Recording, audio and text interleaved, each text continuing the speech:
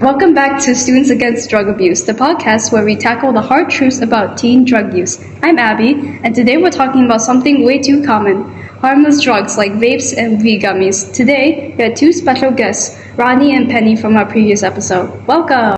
Hello. Glad to be here. So, let's get straight to it. People say vaping and weed gummies aren't real drugs. What's your take on that? All drugs alter brain chemistry, and there is no such thing as harmless ones. You know how people think, well, it's not like I'm smoking cigarettes, so it's fine. Turns out vapes also have nicotine, which is the same addictive chemical in cigarettes. They went from, I just do it when I'm stressed, to I literally need this to function. And nicotine is no joke. It hooks your brain by messing with dopamine, the chemical that makes you feel good. That's how addiction starts. Exactly, and please, let's not forget what vaping does to your lungs. We've seen teens develop serious lung diseases before they even turn 20. Popcorn lung? Sounds delicious. Yeah, except instead of popcorn, it's permanent lung damage.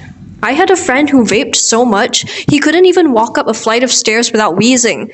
Was he 70? No, he was 17. That's terrifying. And then we have something called weed gummies. People say they help with stress and anxiety, but is that actually the real story?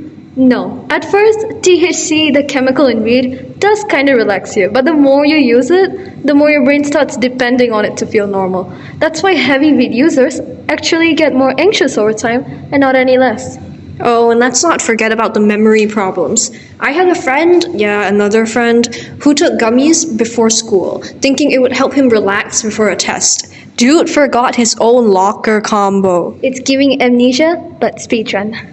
So, let's get to busting some myths. First up, vaping is just flavored air. False. It's flavored chemicals and metals like lead and nickel, which you are inhaling actually. You wouldn't suck on a car battery, right?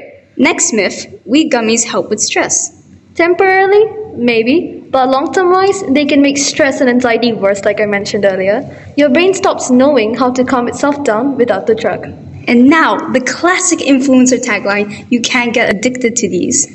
That's exactly what my friend said when he was using drugs. He couldn't focus, couldn't sleep, and snapped at everyone. No doubt. Any drug that changes your brain chemistry can be addictive. Your brain adjusts to the high, craves it, and soon you need it just to feel normal. That's addiction. So if someone's stressed or anxious, what actually helps them? Honestly, moving your body, going outside for some fresh air, as cliche as that sounds, even watching some dumb reality TV, anything that turns your brain off without wrecking it. And if all that isn't cutting it, talk to someone, a real person, like a friend, a teacher, a counselor.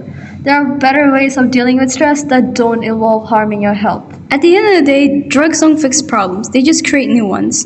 Big thanks to Ronnie and Penny for joining us today. Thank you, everyone. And that's a wrap for this episode of SADA. If you found this discussion helpful, don't forget to like and share this podcast. Let's work together to keep our youth safe. Thanks for listening.